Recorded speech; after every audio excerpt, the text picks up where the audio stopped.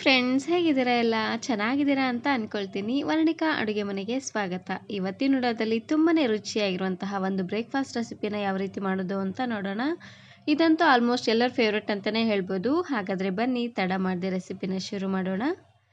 Video ನೋಡೋದಕ್ಕೂ ಮೊದಲು ನೀವಿನ್ನು ನನ್ನ ಚಾನಲನ್ನು ಸಬ್ಸ್ಕ್ರೈಬ್ ಮಾಡದೆ ನೋಡ್ತಾ ಇದ್ದರೆ ಪ್ಲೀಸ್ ಸಬ್ಸ್ಕ್ರೈಬ್ ಮಾಡ್ಕೊಳ್ಳಿ. ಹಾಗೆಯೇ ಪಕ್ಕದಲ್ಲಿ ಬರುವಂತಹ ಬೆಲ್ ಐಕಾನನ್ನು ಕ್ಲಿಕ್ ಮಾಡಿ. ಇದನ್ನು ಮಾಡಲಿಕ್ಕೆ ಮೊದಲು ನಾನಿಲ್ಲಿ ಒಂದು ಪ್ಯಾನ್ಗೆ ಶೇಂಗಾ ಬೀಜನ ಹುರ್ಕೊಳ್ತಾ ಇದ್ದೀನಿ. ಒಂದು ಮುಕ್ಕಾಲು ಕಪ್ ಆಗುವಷ್ಟು ಶೇಂಗಾ ಬೀಜನ ಹುರ್ಕೊಳ್ತಾ ಇದ್ದೀನಿ. ಉರಿನ ಪೂರ್ತಿಯಾಗಿ ಲೋ ಫ್ಲೇಮ್ನಲ್ಲೇ ಇಟ್ಟು ಚೆನ್ನಾಗಿ ಚಿಟಪಟ ಅಂತ ಸಿಡಿದು ಕೆಂಪಾಗಬೇಕು ನೋಡಿ, ಅಲ್ಲಿವರೆಗೂ ಇದನ್ನು ಹುರ್ಕೊಳ್ಬೇಕು ನೋಡಿ ಈ ರೀತಿಯಾಗಿ. ಇವಾಗ ಶೇಂಗಾ ಬೀಜ ಎಲ್ಲ ಪೂರ್ತಿಯಾಗಿ ತಣ್ಣಗಾಗ್ಲಿಕ್ಕೆ ಬಿಡೋಣ. ಇವಾಗ ನಾನಿಲ್ಲಿ ಅದೇ ಪ್ಯಾನ್ಗೆ ನಾನಿಲ್ಲಿ ಒಣಮೆಣಸಿಕಾಯಿನ ಹಾಕ್ಕೊಳ್ತಾ ಇದ್ದೀನಿ. 4 ಒಣಮೆಣಸಿಕಾಯಿ ಹಾಗೆಯೇ ಒಂದು 4 ಹಸಿರು ಮೆಣಸಿಕಾಯಿನ ಹಾಕ್ಕೊಳ್ತಾ ಇದ್ದೀನಿ, ಖಾರವಾಗಿರುವಂಥದ್ದು. 2 ಗೆಡ್ಡೆ ಆಗುವಷ್ಟು ಬೆಳ್ಳುಳ್ಳಿ, ಹಾಗೆಯೇ ಮೀಡಿಯಂ ಸೈಜಿನ ಒಂದು ಈರುಳ್ಳಿನ ಈ ರೀತಿಯಾಗಿ ದಪ್ಪಾಗಿ ಉದ್ದವಾಗಿ ಕಟ್ ಮಾಡಿ ಹಾಕ್ಕೊಳ್ತಾ ಇದ್ದೀನಿ. ಹಾಗೆಯೇ ಇದ್ರ ಜೊತೆಗೆ ಲಾಸ್ಟಲ್ಲಿ 1 ಚಮಚ ಆಗುವಷ್ಟು ಜೀರಿಗೆನ ಹಾಕ್ಕೊಳ್ತಾ ಇದ್ದೀನಿ. ನಿಮಗೆ ಸ್ವಲ್ಪ ಖಾರವಾಗಿ ಬೇಕು ಅನ್ನೋ ಹಾಗಿದ್ರೆ ಹಸಿರು ಮೆಣಸಿಕಾಯಿ ಹಾಗೆಯೇ ಒಣಮೆಣಸಿಕಾಯಿನ ಸ್ವಲ್ಪ ಜಾಸ್ತಿ ಅನ್ನೋಂಗೆ ಹಾಕ್ಕೊಳ್ಳಿ ನೋಡಿ. ಎಲ್ಲವನ್ನು ಹಾಕೊಂಡಾದ್ಮೇಲೆ ಇವಾಗ ಇದಕ್ಕೇ ಸ್ವಲ್ಪ ಎಣ್ಣೆನ ಹಾಕ್ಕೊಳ್ತಾ ಇದ್ದೀನಿ. 1 ಅಥವಾ 2 ಚಮಚ ಆಗುವಷ್ಟು ಎಣ್ಣೆನ ಹಾಕ್ಕೊಂಡು ಇವಾಗ ಉರಿನ ಪೂರ್ತಿಯಾಗಿ ಲೋ ಫ್ಲೇಮ್ನಲ್ಲೇ ಇಟ್ಟು ಎಲ್ಲವನ್ನು ಚೆನ್ನಾಗಿ ಹುರ್ಕೊಂಡು ತಗೊಳ್ಬೇಕು. ಈರುಳ್ಳಿ, ಬೆಳ್ಳುಳ್ಳಿ ಹಾಗೆಯೇ ಹಸಿರು ಮೆಣಸಿಕಾಯಿ ಎಲ್ಲ ಚೆನ್ನಾಗಿ ಕೆಂಪಾಗಬೇಕು ನೋಡಿ, ಅಲ್ಲಿವರೆಗೂ ಉರಿನ ಪೂರ್ತಿಯಾಗಿ ಲೋ ಫ್ಲೇಮ್ನಲ್ಲೇ ಇಟ್ಟು ಬೇಯಿಸ್ಕೊಳ್ಬೇಕು.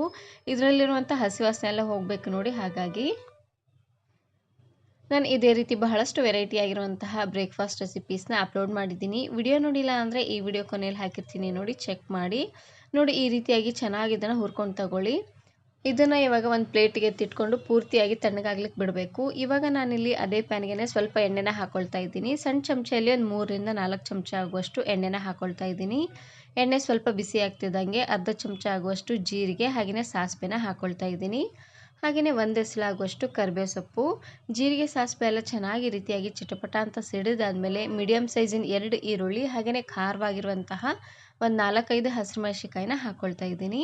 ಇವಾಗ ಈರುಳ್ಳಿ ಎಲ್ಲ ಸ್ವಲ್ಪ ಸಾಫ್ಟಾಗಿ ಹಸಿರು ಮೆಣಸಿಕಾಯಿ ಎಲ್ಲ ಚೆನ್ನಾಗಿ ಖಾರ ಬಿಟ್ಕೋಬೇಕು ನೋಡಿ, ಅಲ್ಲಿವರೆಗೂ ಉರಿನ ಪೂರ್ತಿಯಾಗಿ ಲೋ ಫ್ಲೇಮ್ನಲ್ಲೇ ಇಟ್ಟು ಬಾಡಿಸ್ಕೊಳ್ತಾನೆ ಬೇಯಿಸ್ಕೊಳ್ಬೇಕು. ಇಲ್ಲಾಂದರೆ ತಿನ್ನುವಾಗ ಹಸಿ ಸ್ಮೆಲ್ ಬಂದುಬಿಡುತ್ತೆ ಈರುಳ್ಳಿದು ನೋಡಿ. ಈ ರೀತಿಯಾಗಿ ಈರುಳ್ಳಿ ಎಲ್ಲ ಚೆನ್ನಾಗಿದು ಕೆಂಪಾದ್ಮೇಲೆ ಇವಾಗ ನಾನಿಲ್ಲಿ ಮೀಡಿಯಂ ಸೈಜಿನ 1 ಟೊಮೆಟೊನ ಹಾಕ್ಕೊಳ್ತಾ ಇದ್ದೀನಿ. ಇದ್ರ ಜೊತೆಗೆ ರುಚಿಗೆ ತಕ್ಕಷ್ಟು ಉಪ್ಪು ಹಾಗೆಯೇ ಒಂದು 1/4 ಚಮಚ ಆಗುವಷ್ಟು ಅರಿಶಿನ ಪುಡಿನ ಹಾಕ್ಕೊಳ್ತಾ ಇದ್ದೀನಿ. ಉಪ್ಪು ಹಾಗೆಯೇ ಅರಿಶಿನ ಪುಡಿನ ಹಾಕಿದಾದ್ಮೇಲೆ ಚೆನ್ನಾಗಿ ಇದನ್ನು ಮಿಕ್ಸ್ ಮಾಡ್ಕೊಂಡು ತಗೊಳ್ಳಿ. ಇವಾಗ ಟೊಮೆಟೊ ಎಲ್ಲ ಸ್ವಲ್ಪ ಸಾಫ್ಟ್ ಆಗೋವರೆಗೂ ಬೇಯಿಸ್ಕೊಂಡ್ರೆ ಸಾಕಾಗತ್ತೆ, ಹುಳಿ ರೆಡಿ ಆಗೋಗ್ಬಿಡತ್ತೆ.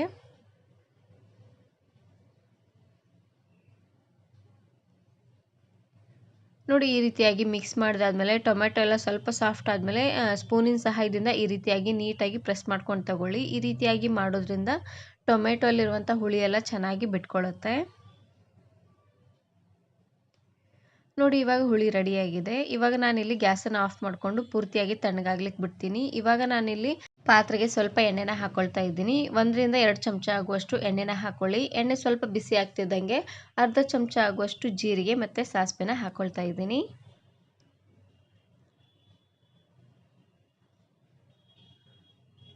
ಹಾಗೆಯೇ ಇದ್ರ ಜೊತೆಗೆ 1 ಎಸಳಾಗುವಷ್ಟು ಕರಿಬೇವು ಸೊಪ್ಪನ್ನು ಹಾಕ್ಕೊಂಡು ಒಗ್ಗರಣೆನ ರೆಡಿ ಮಾಡ್ಕೊಳ್ತಾ ಇದ್ದೀನಿ. ಇದು ಅಷ್ಟೇ, ಒಗ್ಗರಣೆ ಎಲ್ಲ ಪೂರ್ತಿಯಾಗಿ ತಣ್ಣಗಾಗಲಿ ನೋಡಿ. ಜೀರಿಗೆ ಸಾಸಿವೆ ಎಲ್ಲ ಚೆನ್ನಾಗಿ ಈ ರೀತಿಯಾಗಿ ಚಿಟಪಟ ಅಂತ ಸಿಡಿಯೋವರೆಗೂ ಇದನ್ನು ಬೇಯಿಸ್ಕೊಂಡಿದ್ದಾದಮೇಲೆ ಗ್ಯಾಸನ್ನು ಆಫ್ ಮಾಡ್ಕೊಳ್ಳಿ. ಇವಾಗ ನಾನಿಲ್ಲಿ ಒಂದು ಮಿಕ್ಸಿ ಜಾರಿಗೆ ಆವಾಗಲೇ ಹುರಿದಿರುವಂತಹ ಶೇಂಗಾ ಬೀಜನ ಹಾಕ್ಕೊಳ್ತಾ ಇದ್ದೀನಿ. ಶೇಂಗಾ ಬೀಜನ ಸಿಪ್ಪೆ ತೆಗೆದು ಹಾಕ್ಕೊಳ್ಳಿ. ಹಾಗೆಯೇ ನಾವು ಮೊದಲೇ ಮೆಣಸಿಕಾಯಿನ ಹುರಿದಿದ್ವಿ ನೋಡಿ, ಹಸಿರು ಮೆಣಸಿಕಾಯಿ, ಅದನ್ನು ಹಾಕ್ಕೊಳ್ತಾ ಇದ್ದೀನಿ. ಇದ್ರ ಜೊತೆಗೆ ಸ್ವಲ್ಪ ಕೊತ್ತಂಬರಿ ಸೊಪ್ಪನ್ನು ಹಾಕ್ಕೊಳ್ತಾ ಇದ್ದೀನಿ. ಲಾಸ್ಟಲ್ಲಿ ರುಚಿಗೆ ತಕ್ಕಷ್ಟು ಉಪ್ಪನ್ನು ಹಾಕ್ಕೊಂಡು ಇದಕ್ಕೆ ನಾನಿವಾಗ 1 ಗೆಡ್ಡೆ ಆಗುವಷ್ಟು ಬೆಳ್ಳುಳ್ಳಿನ ಹಾಕ್ಕೊಂಡು ಇದಕ್ಕೆ ಸ್ವಲ್ಪ ನೀರನ್ನು ಹಾಕ್ಕೊಂಡು ನುಣ್ಣದಾಗಿ ಇದನ್ನು ಗ್ರೈಂಡ್ ಮಾಡ್ಕೊಳ್ತಾ ಇದ್ದೀನಿ. ನಾವು ಆವಾಗಲೇ ಮಾಡಿಟ್ಟಿರುವಂತಹ ಒಗ್ಗರಣೆಗೆ ಈ ಚಟ್ನಿನ ಹಾಕಿದ್ರೆ ಆಯಿತು, ತುಂಬಾ ರುಚಿಯಾಗಿರುವಂತಹ ಶೇಂಗಾ ಚಟ್ನಿ ರೆಡಿಯಾಗಿ ಹೋಗ್ಬಿಡುತ್ತೆ. ಚಟ್ನಿ ನಿಮಗೆ ಗಟ್ಟಿ ಬೇಕು ಅಂದರೆ ಗಟ್ಟಿನಾದರೂ ಮಾಡ್ಕೊಳ್ಬೋದು. ಸ್ವಲ್ಪ ತೆಳ್ಳಗೆ ಬೇಕು ಅನ್ನೋ ಹಾಗಿದ್ರೆ ಮಿಕ್ಸಿ ಜಾರಲ್ಲೇ ಸ್ವಲ್ಪ ನೀರನ್ನು ಹಾಕ್ಕೊಳ್ಳಿ, ಸ್ವಲ್ಪ ತೆಳ್ಳದಾಗಿ ಚೆನ್ನಾಗಾಗುತ್ತೆ ನೋಡಿ. ಇವಾಗ ಚಟ್ನಿ ಅಂತೂ ರೆಡಿಯಾಗಿದೆ. ಇವಾಗ ನಾನಿಲ್ಲಿ ಒಂದು ಮಿಕ್ಸಿ ಜಾರಿಗೆ ನಾವು ಆವಾಗಲೇ ಹುರಿದಿದ್ವಿ ನೋಡಿ ಬೆಳ್ಳುಳ್ಳಿ, ಈರುಳ್ಳಿ ಹಾಗೆಯೇ ಜೀರಿಗೆ ಎಲ್ಲ ಹುರ್ಕೊಂಡಿದ್ವಿ ನೋಡಿ, ಅದನ್ನು ಹಾಕ್ಕೊಳ್ತಾ ಇದ್ದೀನಿ. ಇದು ಪೂರ್ತಿಯಾಗಿ ತಣ್ಣಗಾದ ಮೇಲೇ ಗ್ರೈಂಡ್ ಮಾಡ್ಕೊಳ್ಬೇಕು. ಇದಕ್ಕೆ ಇವಾಗ ರುಚಿಗೆ ತಕ್ಕಷ್ಟು ಉಪ್ಪನ್ನು ಹಾಕ್ಕೊಳ್ತಾ ಇದ್ದೀನಿ. ಹಾಗೆಯೇ ಲಾಸ್ಟಲ್ಲಿ ಸ್ವಲ್ಪ ಕೊತ್ತಂಬರಿ ಸೊಪ್ಪನ್ನು ಹಾಕ್ಕೊಂಡು ಇದಕ್ಕೆ ಸ್ವಲ್ಪ ನೀರನ್ನು ಹಾಕ್ಕೊಂಡು ನುಣ್ಣದಾಗೆ ಇದನ್ನು ಗ್ರೈಂಡ್ ಮಾಡ್ಕೊಂಡು ತಗೊಳ್ಬೇಕು.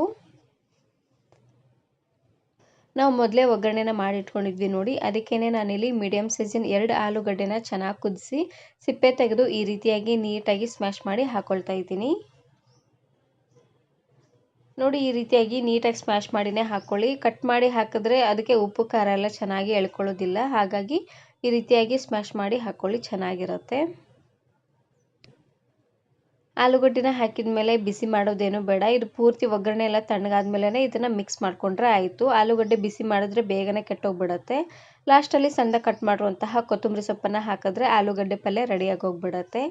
ಇವಾಗ ನಾನಿಲ್ಲಿ ಒಂದು ಹಂಚನ್ನು ಬಿಸಿ ಮಾಡಲಿಕ್ಕೆ ಇಟ್ಟಿದ್ದೀನಿ, ದೋಸೆ ಹಂಚು ಚೆನ್ನಾಗಿ ಕಾದ್ಮೇಲೆ ಇದಕ್ಕೆ ಸ್ವಲ್ಪ ನೀರನ್ನು ಚಿಮುಕಿಸಿ ದೋಸೆ ಹಿಟ್ಟನ್ನು ಹಾಕ್ಕೊಳ್ತಾ ಇದ್ದೀನಿ. ದೋಸೆ ಹಿಟ್ಟನ್ನು ಯಾವ ರೀತಿ ಮಾಡೋದು ಅಂತ ಆಲ್ರೆಡಿ ವಿಡಿಯೋ ಅಪ್ಲೋಡ್ ಮಾಡಿದ್ದೀನಿ. ವಿಡಿಯೋ ನೋಡಿಲ್ಲ ಅಂದರೆ ಈ ವಿಡಿಯೋ ಕೊನೆಯಲ್ಲಿ ಹಾಕಿರ್ತೀನಿ, ನೋಡಿ ಚೆಕ್ ಮಾಡಿ. ಹಾಗೆಯೇ ಚಳಿಗಾಲದಲ್ಲೆಲ್ಲ ದೋಸೆ ಹಿಟ್ಟು ಹಾಗೆಯೇ ಪಡ್ಡು ಹಿಟ್ಟು ಎಲ್ಲ ಉಬ್ಬಿ ಬರೋದಿಲ್ಲ. ಕರೆಕ್ಟಾಗಿ ದೋಸೆ ಹಿಟ್ಟು ಪಡ್ಡು ಹಿಟ್ಟು ಉಬ್ಬಿ ಬರೋ ರೀತಿ ಹೇಗೆ ಮಾಡೋದು ಅಂತ ಆಲ್ರೆಡಿ ವಿಡಿಯೋ ಅಪ್ಲೋಡ್ ಮಾಡಿದ್ದೀನಿ.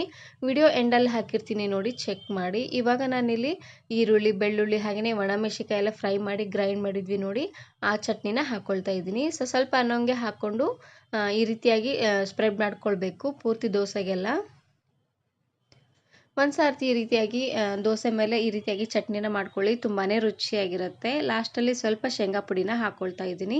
ಶೇಂಗಾ ಪುಡಿ ಆಪ್ಷನಲ್ಲು, ಬೇಕಿದ್ರೆ ಹಾಕ್ಕೊಳ್ಬೋದು, ಇಲ್ದಿದ್ರೂ ನಡೆಯುತ್ತೆ. ಇವಾಗ ಉರಿನ ಪೂರ್ತಿಯಾಗಿ ಲೋ ಫ್ಲೇಮ್ನಲ್ಲೇ ಇಟ್ಟು ಚೆನ್ನಾಗಿ ಗರಿಗರಿ ಆಗೋ ರೀತಿಯಾಗಿ ದೋಸೆ ಎಲ್ಲ ಬೇಯಿಸ್ಕೊಳ್ಬೇಕು. ನೋಡಿ ಈ ರೀತಿಯಾಗಿ ಚೆನ್ನಾಗಿ ಇದು ಕೆಂಪಾದಮೇಲೆ ಇದಕ್ಕೆ ಸ್ವಲ್ಪ ಆಲೂಗಡ್ಡೆನ ಹಾಕ್ಕೊಂಡು ಸರ್ವ್ ಮಾಡ್ಕೊಳ್ತಾ ಇದ್ದೀನಿ. ಒಂದು ಸರ್ತಿ ಈ ರೀತಿಯಾಗಿ ಬೆಳ್ಳುಳ್ಳಿ, ಈರುಳ್ಳಿ ಹಾಗೆ ಎಲ್ಲವನ್ನು ಹುರ್ಕೊಂಡು ಈ ರೀತಿಯಾಗಿ ಚಟ್ನಿನ ಮಾಡಿಕೊಂಡು ದೋಸೆ ಮೇಲೆ ಹಾಕ್ಕೊಳ್ಳಿ. ರುಚಿ ಅಂತೂ ತುಂಬಾ ಚೆನ್ನಾಗಿರುತ್ತೆ. ಹಾಗೆಯೇ ಆ ಚಟ್ನಿ ಏನಾದರೂ ಸ್ವಲ್ಪ ಉಳಿದ್ರೆ ಫ್ರಿಜ್ಜಲ್ಲಿ ಇಡಿ, 1 ವಾರವರೆಗೂ ಸ್ಟೋರ್ ಮಾಡಿ ಇಟ್ಕೊಳ್ಬೋದು, ಚೆನ್ನಾಗಿರುತ್ತೆ. ದೋಸೆ ಹಿಟ್ಟನ್ನು ಸ್ವಲ್ಪ ಜಾಸ್ತಿ ಅನ್ನೋಂಗೆ ಮಾಡ್ಕೊಂಡಿರ್ತೀವಿ. ಜಾಸ್ತಿ ಅನ್ನೋಂಗೆ ಮಾಡಿರುವಂತಹ ದೋಸೆ ಹಿಟ್ಟನ್ನು ಈ ರೀತಿಯಾಗಿ ಮಸಾಲೆ ದೋಸೆನ ಮಾಡ್ಕೊಳ್ಳಿ, ರುಚಿ ಅಂತೂ ತುಂಬಾ ಚೆನ್ನಾಗಿರುತ್ತೆ. ಈ ವಿಡಿಯೋ ಇಷ್ಟ ಆದರೆ ಈಗಲೇ ಒಂದು ಲೈಕ್ ಬಟನನ್ನು ಕ್ಲಿಕ್ ಮಾಡಿ ಫ್ರೆಂಡ್ಸ್ ಆ್ಯಂಡ್ ಫ್ಯಾಮಿಲಿ ಜೊತೆಗೆ ಶೇರ್ ಮಾಡಿ. Thanks for watching.